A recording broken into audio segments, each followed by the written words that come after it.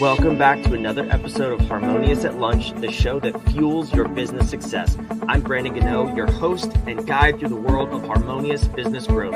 Today, we're unlocking powerful strategies with industry experts to help your business thrive. If you're a business owner, entrepreneur, or executive, you are in the right place. Join me and our incredible guests today on the journey to clarity, growth, and success. It is time to revolutionize your approach to business. Let's dive in with another episode of Harmonious at Lunch. Welcome back to some more bite-sized business advice. We got a rock-solid episode lined up for today.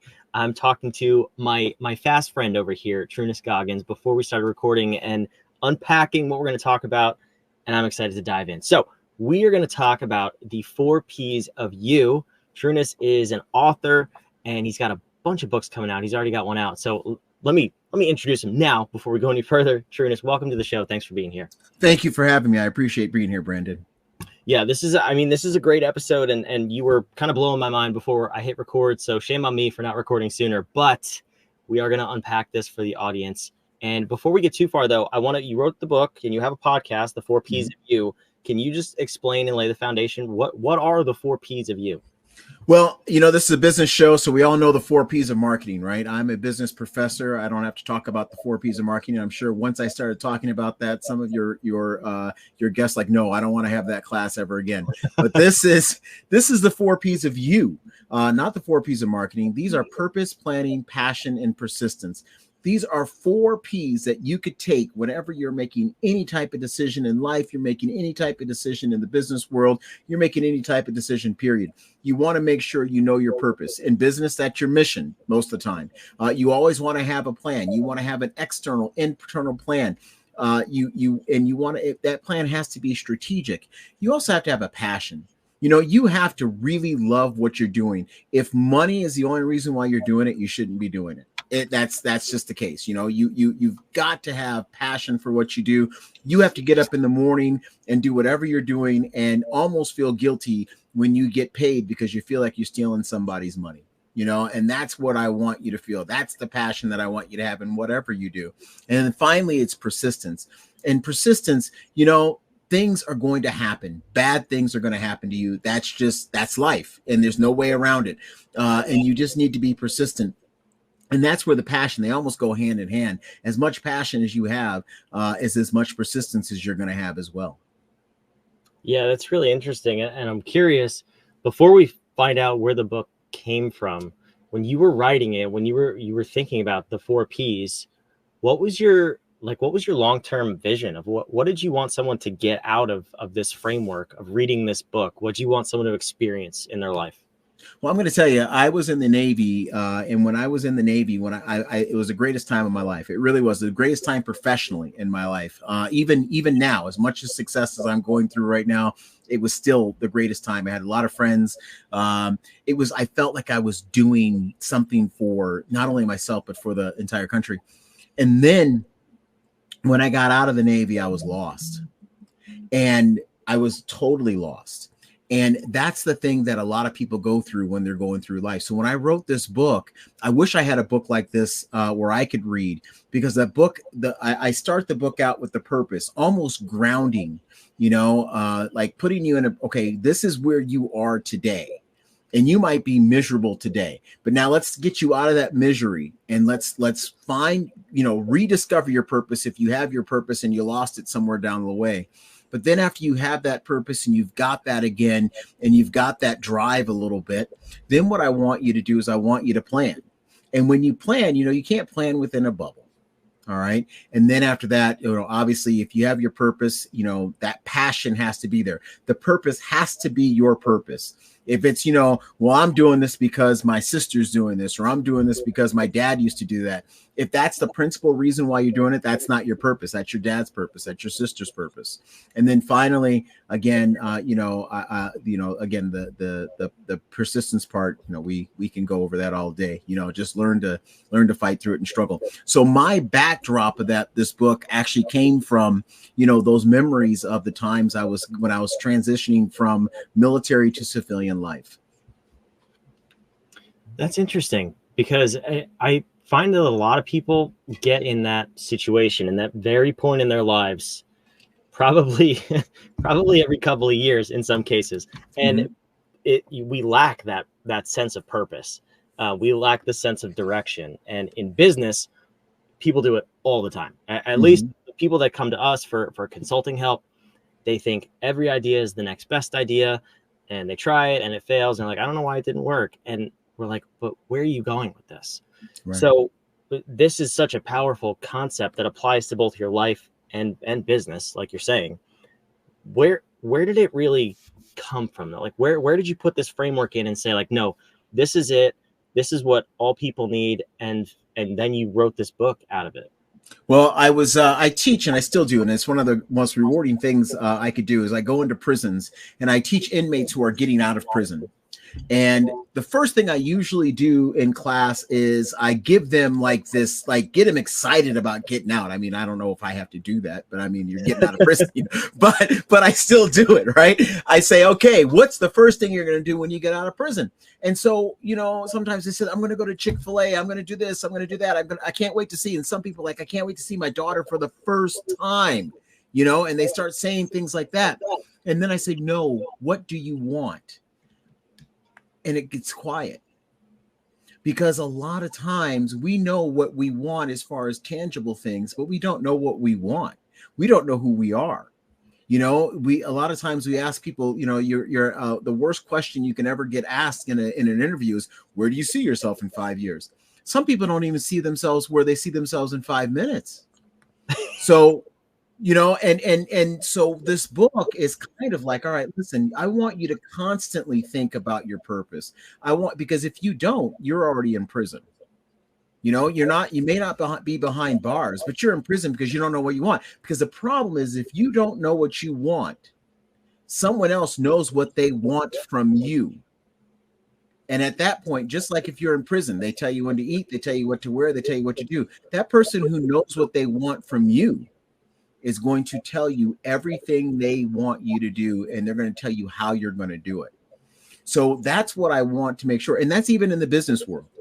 You've seen businesses that are in a reactive setting the whole time.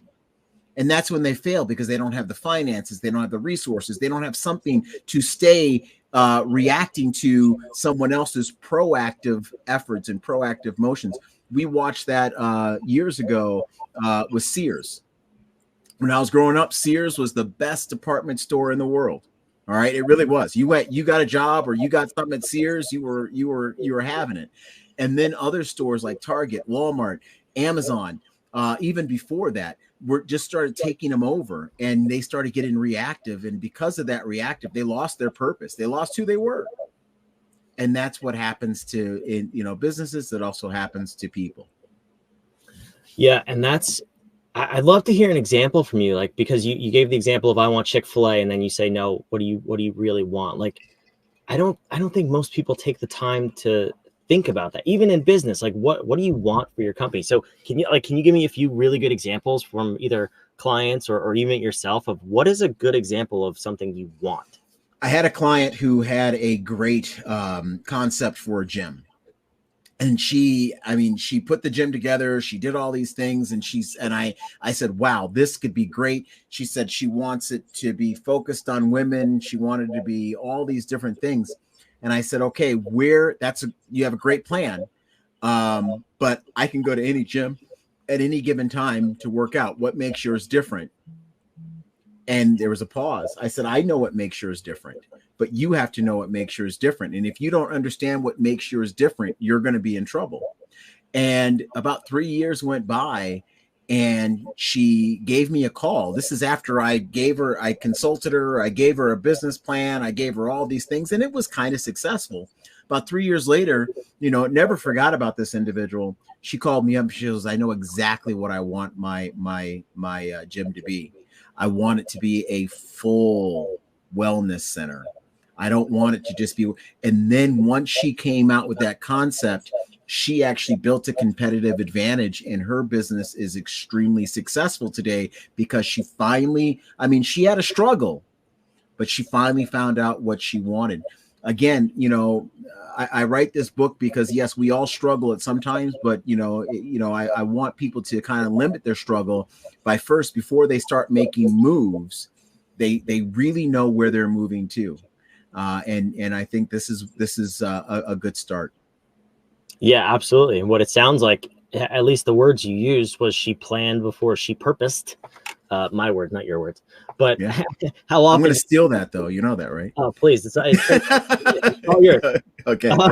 So how many times do you see people planning before purpose, or a lack of purpose at all, when they come to you? I think we all do. At some point, because sometimes we all have a plan where, oh, wow, we're going to, I want to go into business and it's going to be fantastic. And I'm going to sell hamburgers. There's your plan. All right. That's a great plan. What's your purpose? What do you want that hamburger to do? What makes me, why can't I just go to McDonald's? Why can't I just go to the burger place down the street? What makes your hamburger so special? And there's no purpose behind it. And if anything once you have a purpose, why is Chick-fil-A different than Popeyes? I know we said Chick-fil-A a lot and we're giving them free advertisement, but why is it different than Popeyes? Why is it that people actually act different at Target than they do at Walmart? I mean, there's actually a behavior, and it's an assumed behavior when you go to different places. I don't mind, working out and getting all sweaty and going to Walmart, but it's funny, when I go to Target, I take a shower before I go. It's just the way. Yeah, absolutely. I got, I'm buying the same thing for the same price, but I just need to do it a lot cleaner. But and that's what, and that's what when you have a purpose, it's funny that even your customers, even your brand, everybody follows that purpose with you. It becomes an event. It becomes, a cup of coffee at a regular coffee shop may be different than the cup of coffee that you get at Starbucks for some reason. And it's because the people who came up with those concepts, they had a purpose behind what they're going to do. That's not only why they're successful, it makes them stand out. Yeah, it's true. And there's also, I'd like to point out the difference. In Target, there are Starbucks. In Walmart, there are Dunkin' Donuts. So have at it. Take that any way you like, but it's part of what you're talking about. And it's that's really true. I don't shower before I go to Target, but maybe I will. Now you're making me a little self-conscious here. There you go. But okay, so I want to unpack this, because so many people, if not all people, get into business without the purpose part first. It's the purpose is make money, fulfill this service, make this product that I really love making. And there's definitely passion, there's definitely planning. I see a lack of purpose all the time. So when you're working with people, or when people come to you, how do you go about working with an existing business that lacks the purpose piece, and then we need to recreate it, reinfuse it, and almost relaunch the company? Like, what does that look like? First thing I ask any company that's struggling, I ask them, why are you doing this? Okay. If you cannot answer that question, I almost tell you, all right, we're going to have to start from scratch. And if it's to make money, you're not going to be in business long, because you need to, your company, your business needs to make a difference. I know this sounds so, whatever, and it sounds corny, but it's true. If your business is not making a difference, you're going to have a problem. My father was in business for almost 60 years. He owned a skating rink, a nightclub. He had a couple other businesses. The only business that really was, the only two businesses that were successful for a very long term was the skating rink and the nightclub. And the reason for that is because he focused on it, and he knew the exact reason why that building stood there. And he had a passion for that business. And when he started losing that passion when he got older, it's funny that the more passion he lost, it wasn't like the business was going with it. What would happen would be he would lose that passion first, and then the customers would leave with it. Okay. And that's what happens when he lost that purpose. When that purpose came, well, I'm doing this because I gotta pay the bills. All of a sudden that passion dropped. The purpose was gone, the true purpose. But when he had that purpose and that drive, that was the best, and it still is. I mean, I go on Facebook, I see different things, and this is years after my father has passed away, and they still talk about that business, but they talk about that business at the most passionate time. The pictures that I see on Facebook of people who went to that business, it was during the heyday of that place and the time when my father had the most passion. That's so powerful. And I don't think we realize that too, because things become business as usual and it becomes day in, day out, and we lose the passion and the purpose over time if we're not careful. So what's your advice on keeping all four of these in check and making sure that you don't ever start to fade and your business can actually sustain beyond you?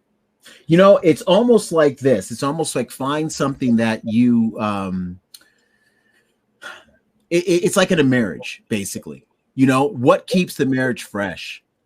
You know, sometimes it's like going out on a date. Sometimes it's making phone calls. I watched this television show, and now I'm going to sound like a total nerd. You guys need to watch it, though. It's called Resident Alien. It's on Sci-Fi. Great show. It's very funny. It's a really good show. It keeps you intact. Well, anyway, the mayor of this small town, it's called Patience, Colorado. The mayor of the small town and his wife were having marital issues, and they weren't talking. And so what they did was they decided they were going to go back to their old days, and they would talk to each other on the phone. And literally, they had their cell phones out, and the wife would go in the kitchen and sit in the kitchen, and the husband would sit on the couch in the living room, TVs off, everything off, nothing. And they would be on their cell phones. They would call each other and talk, and they would talk for hours, you know, according to the show.